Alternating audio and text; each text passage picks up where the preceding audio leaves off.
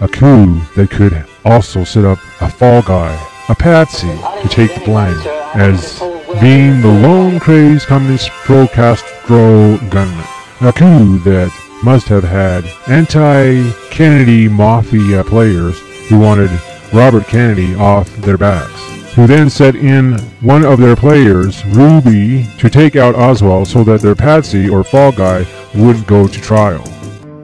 Ruby, who had appealed again with Commissioner Gerald Ford, the future president. The prime purpose of their visit was to interview Jack Ruby, who had appealed against his sentence. A frightened man, he claimed he could not talk freely in Dallas and begged 8 times to be taken to Washington to testify. The commissioners left, ignoring his pleas. Everything pertaining to what's happening has never come to the surface. The world will never know the true facts of what occurred, my motives. The people had so much to gain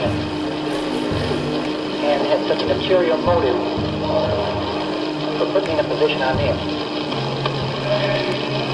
We'll never let the true facts come above board to the world. Now, these people are in very high positions, yeah? Yes. That's real banana office now. The Warren report concluded that Lee Harvey Oswald, acting alone, killed President Kennedy.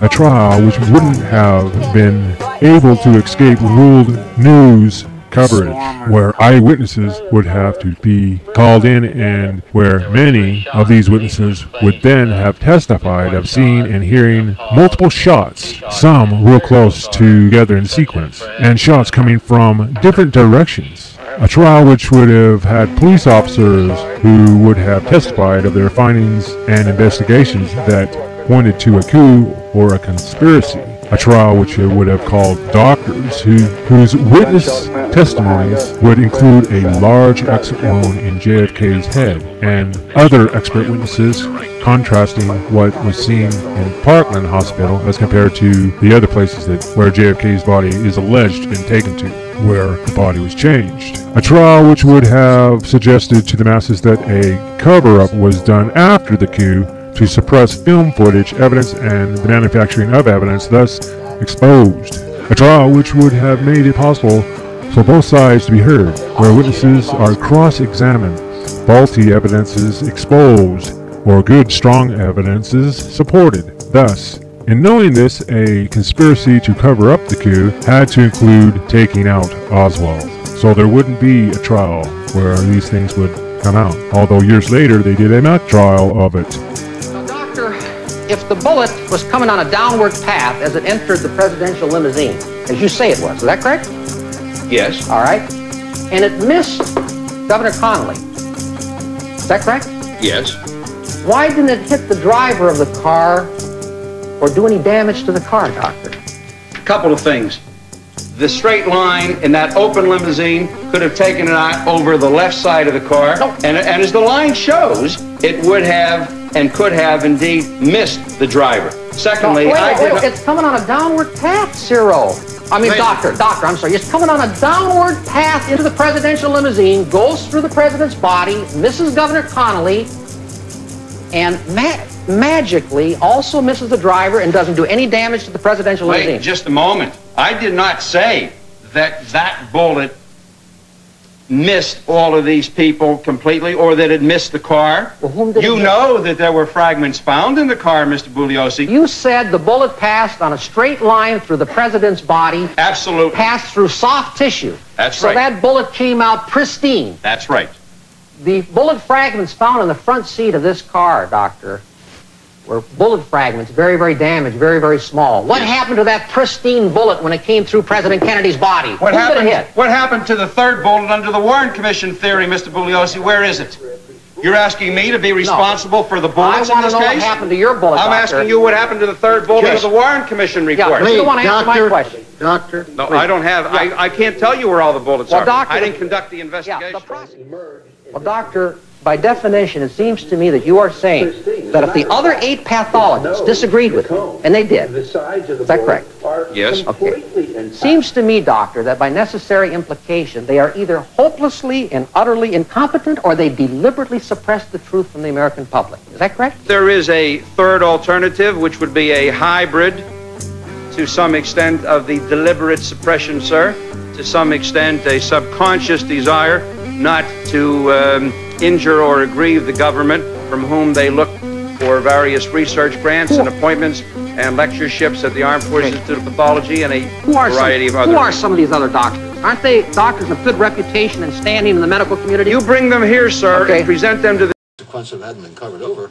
They have no questions about why would somebody want to hide this when the president is killed. jury. I can only present my testimony, show the pictures for His Honor and the jury. You bring the other 8 in and let them present their views. So of the 9 pathologists, Dr. Weck, you're the only one that had the honor and the integrity and the professional responsibility to tell the truth to the American people. Is that correct, Doctor? I'll prefer to put it this way. I'm the only one who had the courage to say that the king was nude and had no clothes on. Yes. No further questions. Coup that had control over the media to try to convince the masses that there was no conspiracy, that it was Oswald alone, shooting 3 shots from one direction only, and shots all from behind.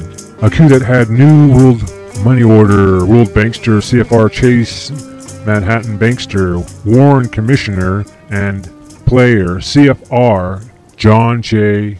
McCloy, pressuring and pulling media strings behind the scenes at CBS. New World Money Order players in Time Life who could suppress the Zapruder film, buy it up. Who had players in places in media that could be persuaded, pressured, or perhaps promised promotions that if they sold to the masses J. Edgar Hoover's LBJ-inspired lone gunman theory and suppress evidence of a conspiracy to cover up a conspiracy, cover up the coup, that they'd be promoted to world reporter anchorman positions, such as Dan Rather. Plus, CBS anchorman Walter Cronkite, who kept quiet about being for a world government, world court, and who was later awarded by globalists for helping and working towards world government, were they promoted because of the coup, had the power. Walter Cronkite said concerning nuclear devastation that, quote, if we are to avoid that catastrophe, a system of world order, preferably a system of world government, is mandatory. The proud nation someday will see the light, and for the common good and their own survival, yield up their precious sovereignty.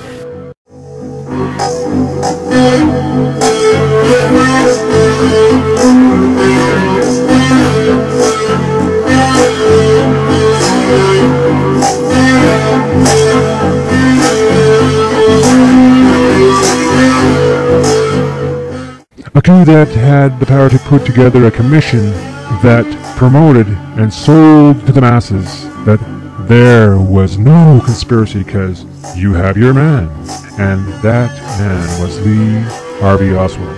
He shot JFK from behind, and there is no credible evidence that shots came from any other directions.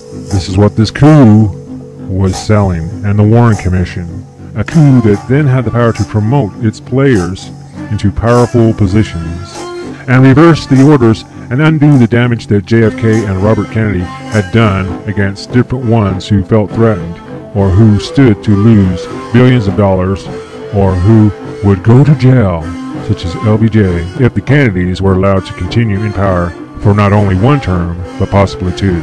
A new world money order that had players behind the scenes with the resources in legal, political, economic, military, and media outlets and connections with the underground world. A coup that still seems to be in power as they work towards a new world money order.